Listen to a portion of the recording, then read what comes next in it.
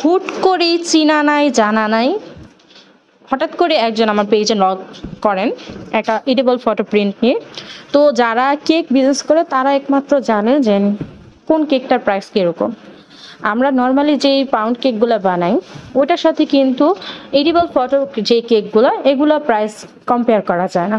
আমি 550 টাকা vanilla start করি, তাই বলে কি আমি 700 টাকা একটা এডিবল ফটো প্রিন্ট আমার পক্ষে দেওয়া সম্ভব? এটা যারা কেক বিজনেস করে তাদের উপর ডিপেন্ড করে। হ্যাঁ, তারা ভালোভাবেই জানে যে 700 টাকা দিয়ে কি একটা ফটো এডিবল প্রিন্ট দেওয়া যায় নাকি, এই কেক যেটা খাওয়া যাবে অলমোস্ট না।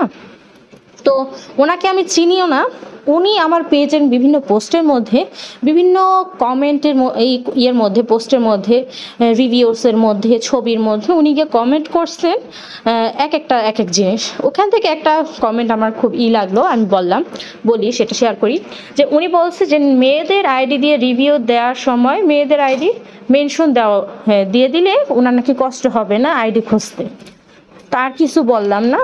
তারপর আবার বলছে যে মাপার মেশিন আমি আনছি সবজি অ্যান্ড হচ্ছে কি যেন মাছ মাংস আনার পরে ঠিক মতো আমাকে বাজার থেকে দিয়েছে কিনা ওইটা যাচাই করার জন্য। এখানে আমি জাস্ট অ্যাটিটিউড দেখানোর জন্য নাকি আমি মাপার মেশিনে ওয়েট মেপে ফেসবুকের পেজের মধ্যে পোস্ট করি। এগুলোর কোনো মানে এ ধরনের কমেন্ট করতে পারে না, রাইট? তো আর আমার নর্মাল কেক পাউন্ড হলে যখন একটা কাস্টমার আমরা বুঝতে পারি যে কোন কাস্টমার আমার থেকে প্রোডাক্টটা নিবে, সে নিবে নাকি সে শুধু আমার সাথে ফাও প্যাচাল পারতেছে না। আর একটা আমার থেকে আলহামদুলিল্লাহ যারা কেক নিয়েছে তারা কিন্তু অলমোস্ট তাদের সাথে আমার কথোপকথন হয়, তারা জানে যে আমার বিহেভিয়ার কেমন, আমি ওনাদের সাথে কেমনভাবে কথা বলি, আমার আচার আচরণ কেমন। অনেক ক্লায়েন্ট আসছে আমার বাসা থেকে এসে পর্যন্ত কেক রিসিভ করে নিয়ে যায়। তো আমি আর কিছুই বলবো না, আমি পুরোপুরি শকড হয়ে গেছি। আর এখন যে কেকটা বানাচ্ছিলাম এটা হচ্ছে